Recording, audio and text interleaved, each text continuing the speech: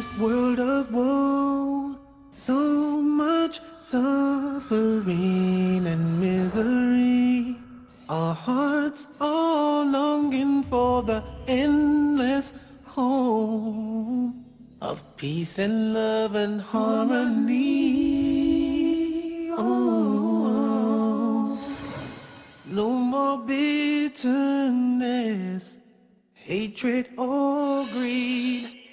Paradise is the place we need. I feel the peace inside of me.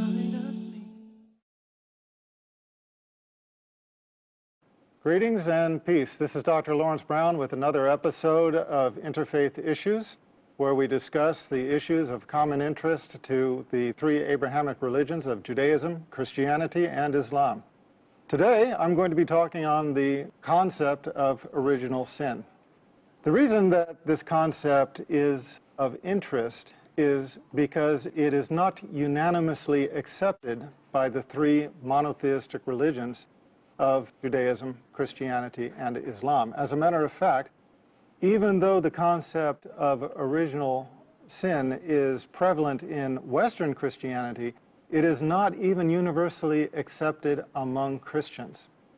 Now, when we look at the Abrahamic faiths, Judaism, Christianity, and Islam, we find that Judaism and Islam have no concept whatsoever of original sin.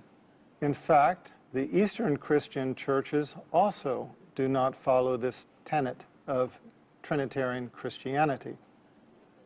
The concept of original sin, I think everybody knows. The proposal is that Adam and Eve sinned when they disobeyed God's commandment not to eat of the fruit of the forbidden tree in paradise. When they ate of the forbidden tree, they became sinful, and that sin has persisted within their lineage, which means you and me, all of mankind, until this time.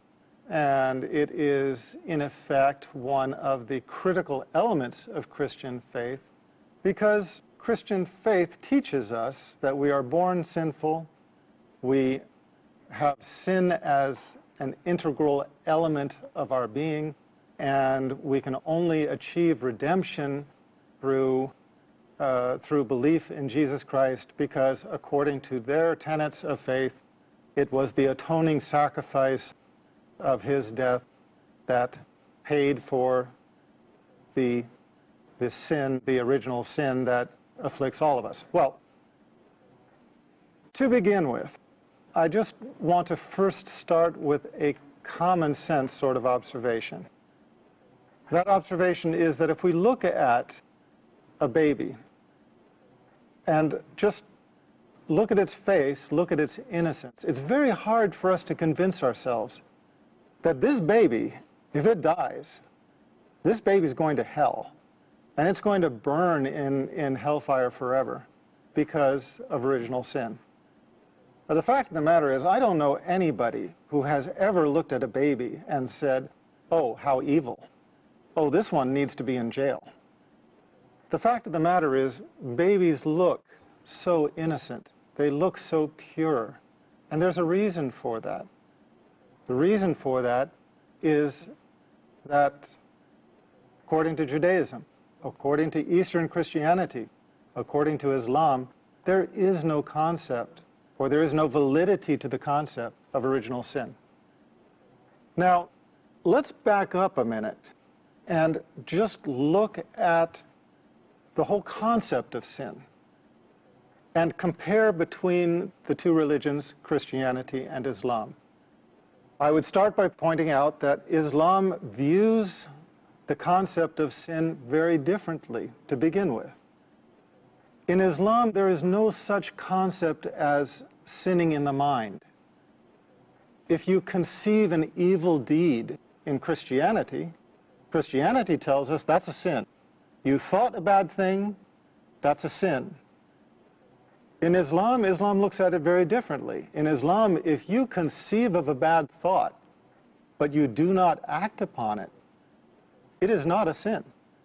As a matter of fact, if you have a bad thought, but you do not act upon it, it actually becomes what? A good deed. Why does it become a good deed? Look, I'm going to ask all of us to step back for a moment and look at this from the point of view not of what we have been taught, not from the religion we have been raised upon, not from the teachings of our church, not from the spiritual guide that we follow, but simply from the level of common sense. Simply from the level of common sense, we have to, I feel we have to agree that mankind, both men and women, are more inclined to bad thoughts than they are to good thoughts. That is our nature. That is our existence. Think about it. If a man is walking down the street and he sees a beautiful woman, half naked, walking towards him, is his first thought to run to the closest house of worship and pay charity? Is his first thought to go and take care of some orphans? Is his first thought to go out and commit some act of beauty and righteousness? All you men out there, come on now, you know what I'm saying. For all of you women, if you're walking on the street, you look down and you see a 3-carat diamond ring sitting on the sidewalk, just staring at you saying, please pick me up. How many women in the world have as their first thought that they are going to grab that ring, hold it high, and shout to everybody on the street, here is a perfect quality 3-carat diamond ring. Who lost it? Who does it belong to? As opposed to our nature, which is, as much as we hate to admit it, our first thought is we want to take that and put it in our pocket. Now, the fact of the matter is our human existence is that we are more inclined to sinful thoughts than we are to good thoughts. It is the matter of mastering our sinful nature that is worthy of reward. So doesn't it make sense that we're going to have sinful thoughts? It's the way we are made. It is our constitution. The question then is, what do we do with those sinful thoughts? Do we act upon them? In which case, it goes from being a bad thought to actually an evil deed? Or do we act against the sinful thought? In which case, it becomes a good deed. In which case, we are rewarded for overcoming our base desires and doing the right thing, not the wrong thing. Now, in Christianity, we are taught, you have a bad thought, that's a sin. That's bad, that will count against you. Even if you don't do anything, you had the bad thought, that's going to count against you. In Islam, you have a bad thought, you don't do anything about it, you know what? It doesn't count against you. Why? Because you conquered it. You overcame it. Instead of submitting to the evil that arose within your consciousness, instead you overcame it, and that is deserving of reward. If you have a good thought, that's good also, and that is deserving of reward. But if you actually acted out as a good deed, in the mercy of our Creator, Allah rewards the good deed anywhere from 10 to 700 times the actual value of that good deed. Why? Because it's not so easy for us to do good deeds.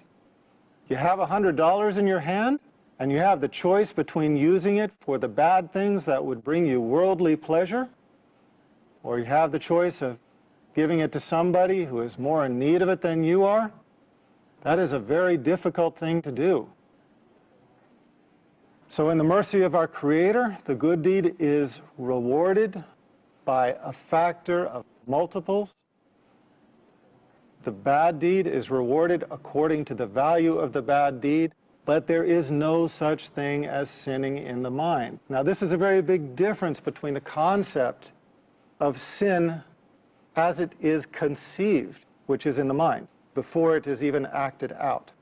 So, another point I think that we have to remember is that those individuals those communities and those societies which allowed themselves to be overrun by sin eventually decayed. And we see this time and time and time again. If you look at history, we can think of the Persians, we can think of the Romans, we can think of the Greeks, we can think of Sodom and Gomorrah, we can think of many, many cultures and societies and civilizations that were devoted to hedonism. They were devoted to chasing the pleasures of this life, the sinful pleasures of this life, and eventually the entire society fell into decay and was destroyed. Now, that's enough information for all of us to chew on for a few minutes, so let's take a break and we'll come back shortly. Welcome back to the concept of original sin. This concept does not exist in Islam. It only exists in Western Christianity. If you are a Christian and you're told this teaching comes from Jesus Christ, be careful. That is not anything that Jesus Christ ever taught. When Jesus was recorded as having said in Matthew 19:14, "Let the little children come to me and do not forbid them." Let the little children come to me and do not forbid them, for of such is the kingdom of heaven. What do you take from that message?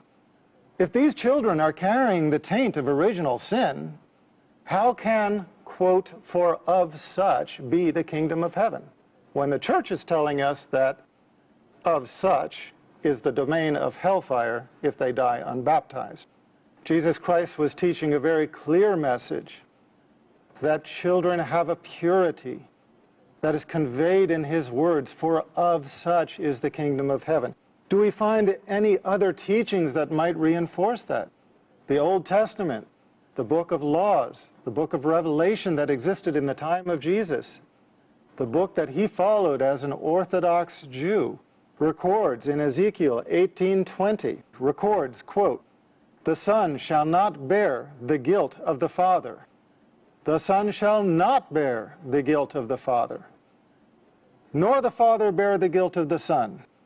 The righteousness of the righteous shall be upon himself, and the wickedness of the wicked shall be upon himself. The wickedness of the wicked shall be upon himself." Where does that say the wickedness will be passed on down through the ages, through the generations, through the lineage? I missed it. As many times as I have read the Bible, I must have missed it. Because here I find Jesus Christ teaching of the purity of children. Here I find the Old Testament that Jesus Christ professed as the law of his time, teaching that the wickedness of the wicked will be upon themselves. Wait a minute. Did you miss it? Did I miss it? Where did this concept of original sin come from? And where is it going with this line of thought? Because what I am effectively suggesting is that there is no basis for the concept of original sin in the teachings of the one upon whom the Christian faith is based, in the teachings of the prophet, Jesus Christ. In fact, Jesus Christ, in his words, directly contradicts the concept of original sin. Now, if there's any doubt, the passage I read about the wickedness of the wicked being upon themselves is repeated in Deuteronomy 24:16. It is an unequivocal point. It is not a slip of the pen.